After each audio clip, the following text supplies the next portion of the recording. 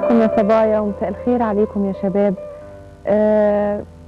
كتير من الميلز اللي جات الاسبوع اللي فات كان نفسي جدا ارد عليها، وكنت فعلا موضبه الحلقه على اساس ان احنا هنرد على الميلز وبعدين نتكلم في الموضوع اللي كنت هتكلم فيه، وهو كان موضوع الضمير.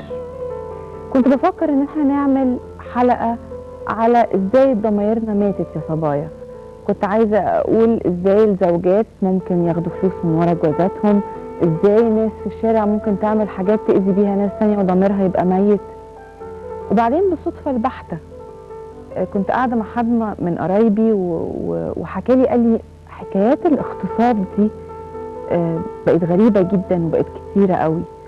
فبقول له ايه، مش هي حادثة البنت بتاعت ميكروباص؟ قال لي لا، في كمان بنت عندها 9 سنين اغتصبت من حد كان راكب في ميكروباص، وفي واحدة تانية اغتصبت من 6 كانوا راكبين توك توك، وكل ده في 3 أسابيع.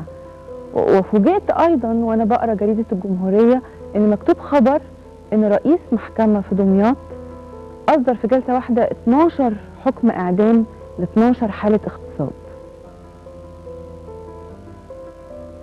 انا يعني عمري ما حسيت انه في مصر او في الوطن العربي الاغتصاب ده حاجة من الحاجات اللي احنا حاسينها او بنشوفها. يعني شفنا فيلم المغتصبون ده وكنت يعني بشوف ليلى علوي كده ما صدقهاش، اقول لا دي حادثه، هي كانت حادثه بجد وعملناها فيلم وخلاص وعدت.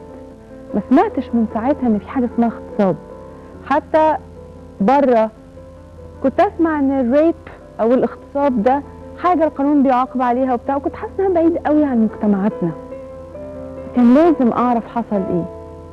وبالصدفه برضو قعدت اشوف القضايا اللي حصلت في الاسابيع ال3، وطبعا كان اهمها استشهاد النقيب محمد عبد الكريم. رحت زي اي مذيعة عشان اعمل لقاء مع اهل الشهيد، وفوجئت بحاجة غريبة جدا، وهي ان انا رحت عزا كتير قوي في حياتي وفقدت ناس بحبهم وكل حاجة، بس والله العظيم اول مرة في حياتي احس بحزن كده. يعني ادخل بيت احس من كتر الايمان ومن كتر المصيبة انا مش عارفة احتملها. انا مش لما شفت صوره وشفت خطيبته وشفت امه حسيت انها كارثة ومش حلقة عادية كده لازم نعديها.